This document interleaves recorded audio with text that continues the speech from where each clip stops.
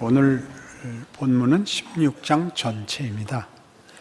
편의상 17절부터 읽었고 그 앞에는 이제 여러 사람의 이름을 언급하며 사도 바울이 이 편지를 받는 로마 교회에 이 사람들을 호의적으로 소개하고 기억하고 함께 감사를 나누자고 여러 이름을 나열하고 있습니다. 이것은 마치 우리가 좋은 영화를 봤을 때 그 영화가 끝나고 불이 들어와도 안 나가고 자리에 서서 그 여운을 즐기는 장면 같습니다. 자막이 나오죠. 화면은 더 이상 영상이 아니라 그냥 자막, 제작, 감독, 주연, 조연, 그 다음에 엑스트라들, 그리고 화면에 안 나왔던 사람들이 소개됩니다. 촬영, 조명, 밥집 아줌마, 운전기사, 이런 것들이 나열되고 있습니다. 제가 써온 걸 앞부분을 읽겠습니다. 역사에도 위인과 주인공만 있는 것이 아니고 말이 안 되는 일과 기억할 필요 없는 사람들이 있고 그 모든 것으로 역사와 지금이라는 현실이 만들어집니다. 우리가 의심하거나 거부한다고 역사가 바뀌지 않듯이 우리가 하는 모든 결정과 혹은 외면이 미래를 결정합니다. 그렇다면 다만 체념이나 외면 같은 것으로 비겁하게 살 수는 없다. 이것이 로마서 16장이죠. 여기 나열된 사람들은 중요한 사람들이 아니고 또 뒤집어 보자면 바울이 일하는데 결정적인 순간에 한 손씩 보태준 사람들이기도 합니다. 아무것도 아니고 결정적인 사람들인 것이죠. 우리는 오늘 읽은 17절에 형제들아 내가 너희를 권하노니 너희가 배운 교훈을 거슬러 분쟁을 일으키거나 거치게 하는 자들을 살피고 그들에게서 떠나라. 이런 것들을 말하자면 우리의 긍정적인 책임으로 이해하지 않습니다. 여기 나온 이런 말들은 이런 큰 그림, 로마서가 가지는 큰 그림, 가장 중요한 접속사가 3장 21절에 있는 그러나였습니다. 예수 안에서의 구원, 인간이 자초한 파멸과 예수 그리스도 안에서의 구원, 그러나 인류의 운명을 바꾼 3장 21절이 있다면 12장 1절에 그러므로가 있습니다. 그 그러므로는 외워두고 잊지 않아야 될 그러므로입니다. 한번 찾아보시죠. 로마서 12장 1절 그러므로 형제들아 내가 하나님의 모든 자비하심으로 너희를 권하노니 너희 몸을 하나님이 기뻐하시는 거룩한 산제물로 드리라. 이는 너희가 드릴 영적 예배니라. 자비하심으로 권하는 넉넉한 관용과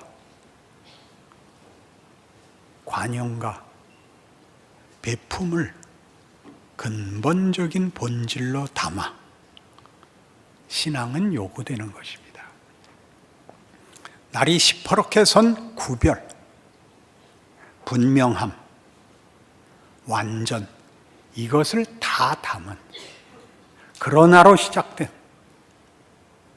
우리가 해결할 수 없었던 우리의 운명, 우리가 자초한 멸망에서 그것을 구원하신 하나님의 은혜와 능력과 지혜와 자비와 긍휼의 넉넉함으로 권하는 것이 우리 모든 믿는 자들의 존재며 인생이며 운명인 것입니다. 이걸 분명히 하기 위한 이분법으로 자꾸 좁아지지 마시고, 그 분명한 것이 하나님의 은혜로 말미암아 분명해졌다는 걸 알아 마음껏 열어놓으시라고 이 많은 사람을 나열하고 있습니다. 아무것도 아닌 사람들을 나열하고 있죠. 본인이 볼 때는 아무것도 아니지만 아무것도 아닐 수는 없다. 예수로 구원한 존재요 운명이다. 그러므로 형제들아, 내가 하나님의 모든 자비하심으로 너희를 권하노니가 나오는 것입니다. 우리 같은 12장에서는 이렇게 됐었죠. 14절 이하입니다. 너희를 박해하는 자를 축복하라. 축복하고 저주하지 말라. 즐거워하는 자들과 함께 즐거워하고 우는 자들과 함께 울라. 서로 마음을 같이하며 높은 데 마음을 두지 말고 도리어 낮은 데 처하며 스스로 지혜 있는 채 하지 말라. 아무에게도 악을 악으로 갚지 말고 모든 사람 앞에서 선한 일을 도모하라. 할 수 있거든 너희로서는 모든 사람과 더불어 화목하라. 내 사랑하는 자들아, 너희가 친히 원수를 갚지 말고 하나님의 진노하심에 맡기라. 기록되었을 때 원수 갚는 것이 내게 있으니 내가 갚으리라고 주께서 말씀하시니라. 네 원수가 줄이거든 먹이고 목마르거든 마시게 하라. 그리함으로 네가 숯불을 그 머리에 쌓아 놓으리라. 악에게 지지 말고 손으로 악을 이기라. 놀라운 얘기였죠. 악을 제거하는 것, 심판하는 것, 징벌하는 것이 우리의 가장 중요한 책임이 아니라 거기에 시험받지 말고 그 싸움하지 말고 우리만이 할 수 있는 선한 역할을 하랍니다.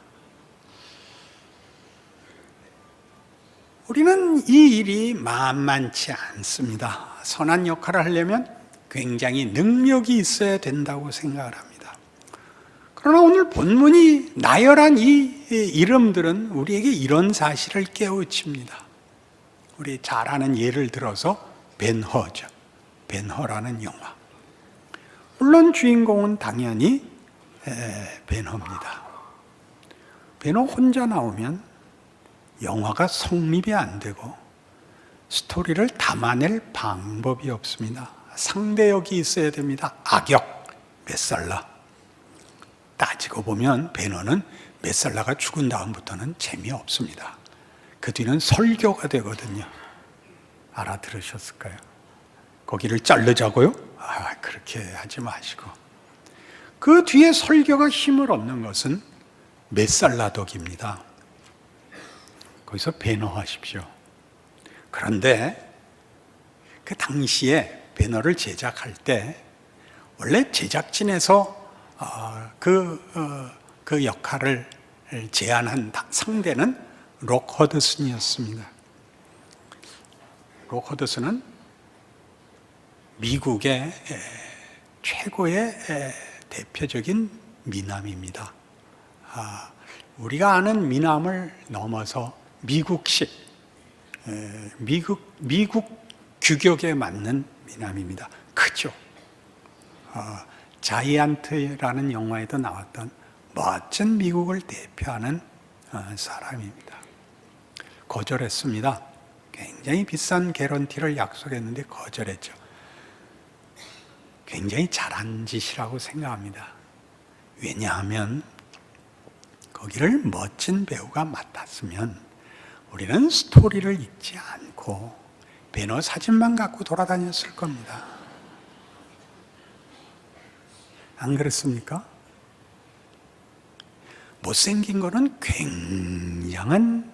굉장한 깊이를 가지게 됩니다. 그렇게 말을 해도 맞나? 그런 배우 중에 하나가 더스틴 호프만입니다. 아시죠? 모간 프리만이죠. 못생겨서 사람들이 그 사람을 기억하지 않고 그의 연기에 몰입됩니다.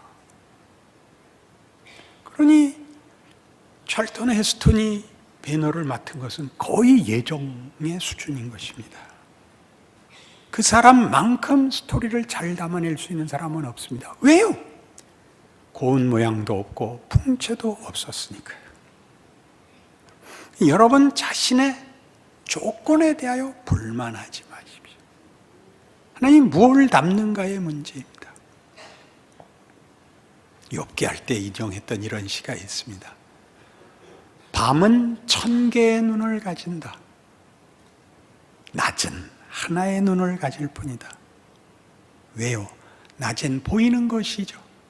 보이는 것이 전부죠. 형체를 보는 것이고, 밤엔 상상을 하는 것입니다.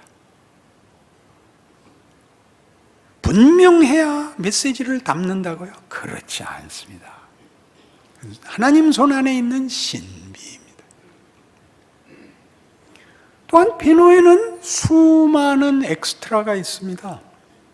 조역에도 못 올라오는 대표적인 그 엑스트라는 베너가 잡혀 노예 손으로 끌려가던 길에 간수에게 지시된 저놈은 모질게 다뤄라 때문에 고생을 하고 맨발에 부르토 입이 허옇게 말라 광야길을 걷다 우물을 만납니다. 물 한 잔씩 먹여라. 단 저놈은 주지 마라. 예, 죽어나는데 예수님이 등장하죠. 뒷모습만 보입니다. 물 한 바가지 담아주죠. 그걸 먹으려는데 간수 와서 걷어차고 그놈은 주지 말래니까 라고 고함칩니다. 뒷모습으로 보이는 예수님이 일어서시고 쳐다보십니다. 그 간수의 표정을 기억하십니까? 눈부신 듯, 부끄러운 듯, 녹아들듯 뒷걸음치고 고개를 떨구던 모습 말입니다. 그걸 기억 못하면 여러분 아직 베노의 비읍도 입문하지 못한 것입니다. 그것들이 영화를 만드는 거죠. 살을 찌우고 깊이를 만들고 정황을 만들어 베노의 승리와 결국이 무엇을 담아내는지 옆에서 효과를 한 손을 보태는 것입니다.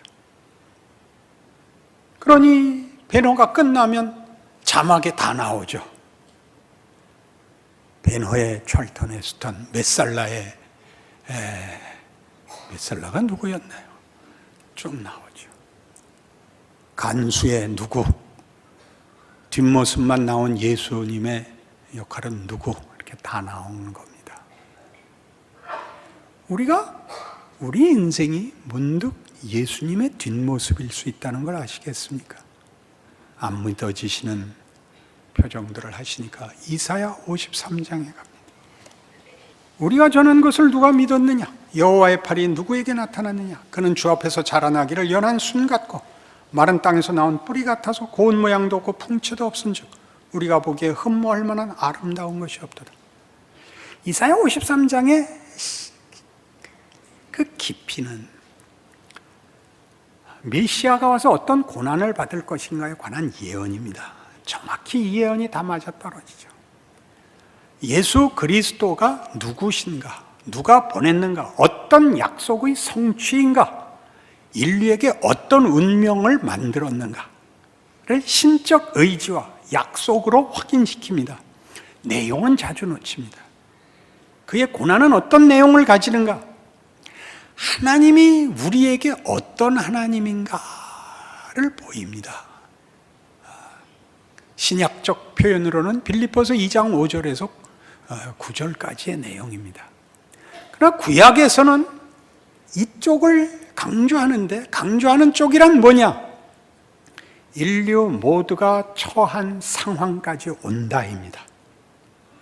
우리를 구원하기 위하여 위에서 힘으로 붙들어가는 것이 아니라 찾아와 동참하여 우리를 항복시킵니다. 거기에 들어옵니다. 어떤 모양으로? 연한 순 같고 마른 땅에서 나온 뿌리 같아 고운 모양도 풍채도 없어 흠모할 것이 없는 모습으로 하나님의 일하심의 구체성, 인류 모두를 품는 넓이가 여기 증언됩니다. 여러분들이 가지는 억울함,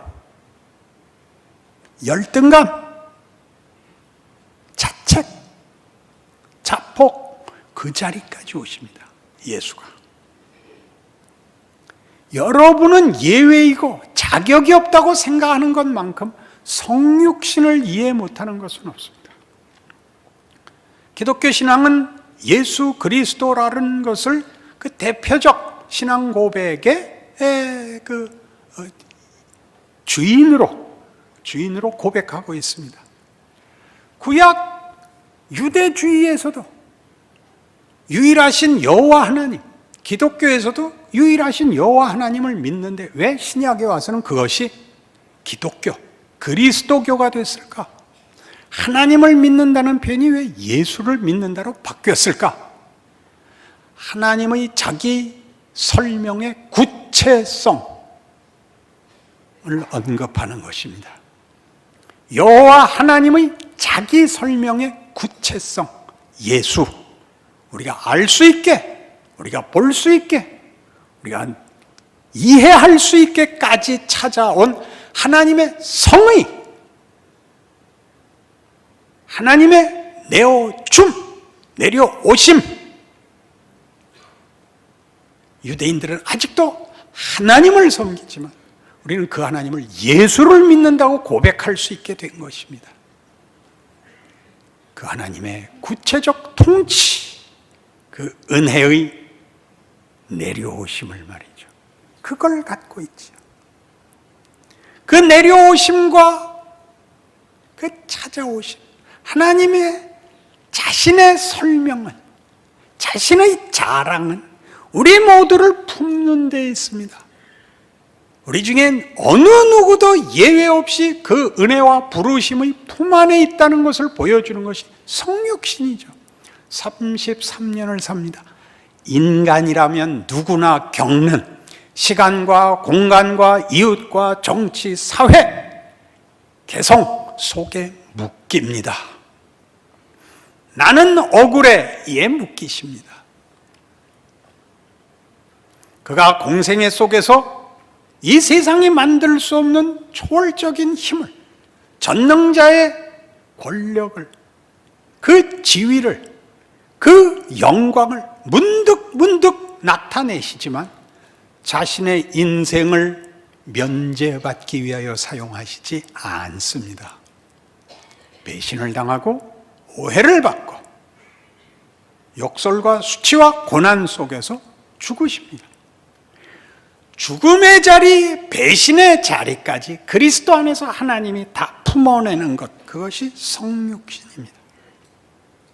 그리고 예수를 믿는 자들이 나는 억울해, 나는 외면당한 것 같아, 나는 아닌 것 같아는 얼마나 무지한 말인지 모릅니다.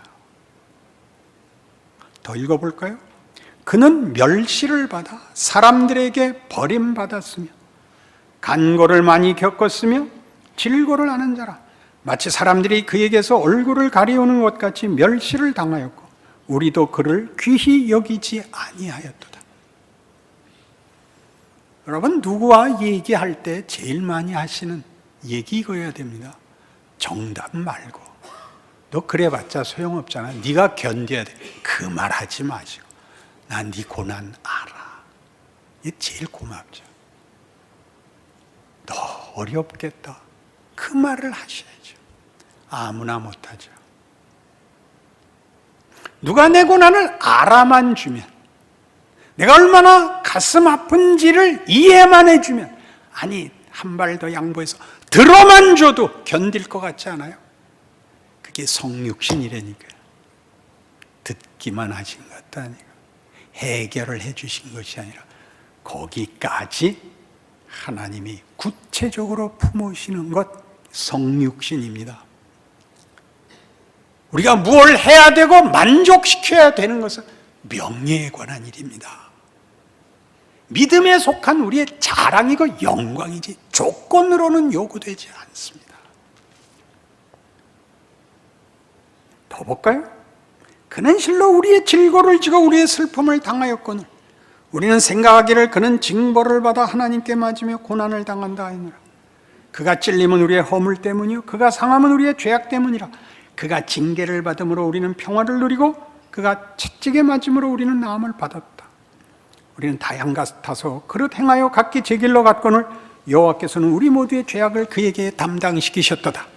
우리 때문에 억울한 짐을 지셨다. 우리 때문에 고난을 당하셨다. 그 정도가 아니라 우리가 받아야 되는 그 못난 자리까지 내려오셨도다. 그런 얘기입니다. 채찍에 맞을 자리까지, 비난을 받는 그 못난 자리까지, 당신이 받지 않을 비난의 자리, 우리가 늘 받는, 당연히 받을 비난의 자리까지 내려오셨었도다. 승질은 부리세요. 그거 어떻게 살살 말해요. 그 미련함과 무지함이 평생 나를 잡아 늘 억울하게 했거든요. 하나님 억울합니다. 나 진심 있는데 이게 뭡니까? 그게 제 발목을 잡았었지.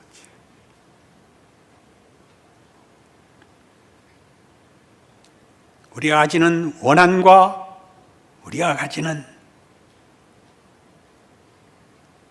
원망 속에서 하나님이 너 악역 맞지 마라 그러신다니까. 아니 해결을 해줘야 멋있는 걸 하죠. 너 그 자리에서 웃어라 그러는 거예요. 거기서 웃으세요. 머리가 다 가려. 거기서 웃어라. 너 거기서 악에게 치지 말고 너 선한 역할 해라. 할 수 있을까요? 능력에 관한 것이 아닙니다. 그게 하나님이 일하시는 하나님의 성품과 하나님의 거룩하심과 그만이 하실 수 있는 영광이라는 걸 아셔야 됩니다. 여러분이 가장 억울한 자리에서 가장 할 수 없는 것을 여러분이 감수하시면 모두가 은혜를 나눕니다. 여러분이 다 가지고 모든 것을 알아서 정답을 고함지르면 모두가 외면합니다. 모두에게 정답을 말해, 모두를 내 마음에 들게 말해, 자기 편안하려고 그러는 것 외에 아무 남는 것이 없습니다. 그 길 가지 마십시오. 여러분을 만나면 사람들이 여러분을 반가워하게 하십시오. 만나는 게 기쁘게 하십시오. 뭘 가져서 그걸 하냐고. 없는데 하셔야 됩니다. 없으면서 하셔야 그게 무엇이 있습니다. 예수 그리스도의 성육신입니다. 그걸 알고 있지 않으면 신앙생활은 할 수가 없지요. 악역 아닌 악역을 맞게 되죠. 잘난 싸움이 되고 치열한 싸움에 불과하죠. 품고 일어서 지고 견디는 싸움을 할 수가 없죠. 해결을 하려면 그렇습니다. 우린 해결하지 않습니다. 우리 인생을 영광된 역할로 살아낼 것입니다. 하나님이 내 조건, 내 처지로 일하신다는 것을 믿습니다. 아무것도 아닌 것 같아 보일 것입니다. 괜찮습니다. 그건 하나님 손에 있습니다. 로마서 12장은 우리 1절 이후에 물론 뒤를 이어서 이런 신기한 말까지 이어집니다. 2절 너희는 이 세대를 본받지 말고 오직 마음을 새롭게 함으로 변화를 받아 하나님의 선하시고 기뻐하시고 온전하신 뜻이 무엇인지 분별하도록 하라. 세상과 하나님의 일하심은 너무나 다릅니다. 세상은 죽입니다. 죽이는 싸움을, 죽이는 요구를 하고 하나님은 살리는 요구를 합니다. 살리는 요구. 이 역할을 하십시오. 그래서 3절에 내게 주신 은혜로 말미암아 너희 각 사람에게 말하노니 마땅히 생각할 그 이상의 생각을 품지 말고 오직 하나님께서 각 사람에게 나누어 주신 믿음의 분량대로 지혜롭게 생각하라. 나서지 마라. 너 할 일 해라. 우리로선 지금 내 역할과 내가 묶여있는 컨텍스트가 무엇을 위한 것인지 알 수가 없습니다. 늘 알 수가 없습니다. 배노, 늘 알 수가 없죠. 노예의 손을 견딘 건 신앙이 아니고 희망도 아니고 복수심이었죠. 단 하나, 복수심으로 버티는 겁니다. 죽을 수 없죠. 그땐 살아남아야 되는 것이죠. 그가 그런 우여곡절 끝에 사회적 신분과 지위를 갖고 돌아올 수 있게 될 줄 누가 알았습니까? 그땐 모릅니다. 변호에서 제일 중요한 장면, 어머니와 여동생이 잡혀갔을 때 메살라 만나 풀어달라고 얘기하고 메살라의 거부로 자기까지 잡히고 도망쳐 나와 창 들고 대든 장면이라 그랬죠. 풀어줘, 안 풀어주면 죽일 거야. 메살라가 일어나 외쳤다 그랬죠. 찔러, 날 죽이면 네 어머니와 동생이 풀려날 수 있어? 날 찌르면 다 죽을 거야. 찔러. 찌르면 안 돼요. 왜? 영화가 끝나요. 알아먹으세요. 죽지 마세요. 그 창을 꽂으세요. 하나님이 일한다는 거 아세요? 작가가 있어요. 작가가. 주제 넘게 자기가 작가가 되지 마세요. 자기 역할을 하세요. 멋있게 하세요.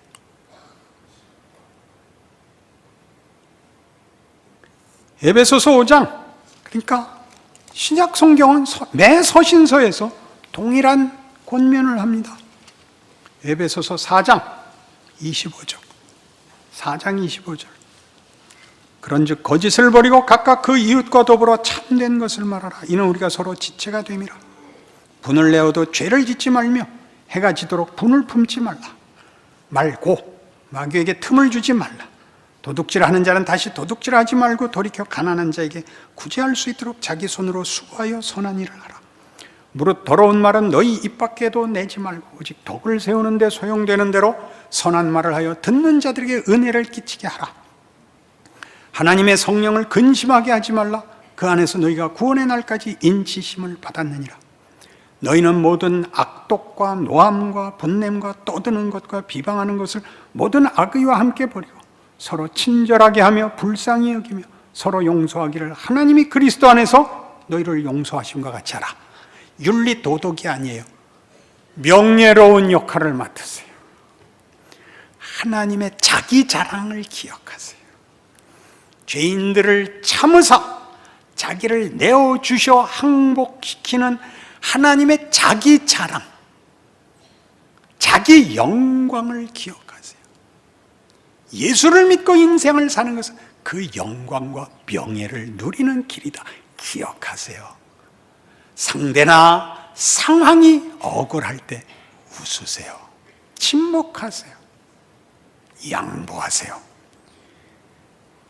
여러분, 평생에 다른 것으로 얻지 못했던 명예를 가지게 됩니다. 인간이란 과연 하나님의 창조물이구나 라는 걸 아시게 됩니다. 힘으로 이기면 영혼은 말라버립니다. 여러분 자신을 위해서, 여러분의 인생을 자랑으로 채우기 위하여 성경의 말씀을 따르십시오. 웃음에 조롱을 담지 마십시오. 웃음에 친절과 기쁨을 담으십시오. 여러분의 존재가 비난과 두려움이 되지 마십시오.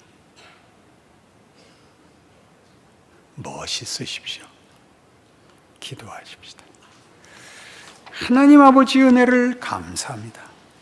우리의 인생을 고함지르지 않고 웃으며 기뻐하며 살겠습니다. 나를 만나는 사람들이 반가워하게 하겠습니다. 뭘 해결하겠습니까마는 예수님이 걸어가신 길을 따라 내 옆에 있는 사람들, 나와 묶어준 사람들 앞에 저희는 기댈 수 있는 나무가 되고 와서 그네를 매는 나무가 되고 우리를 보면 반가워하는 인생이 되겠습니다. 그 명예를 놓치지 않는 우리 인생이 되게 하여 주시옵소서. 예수님 이름으로 기도합니다.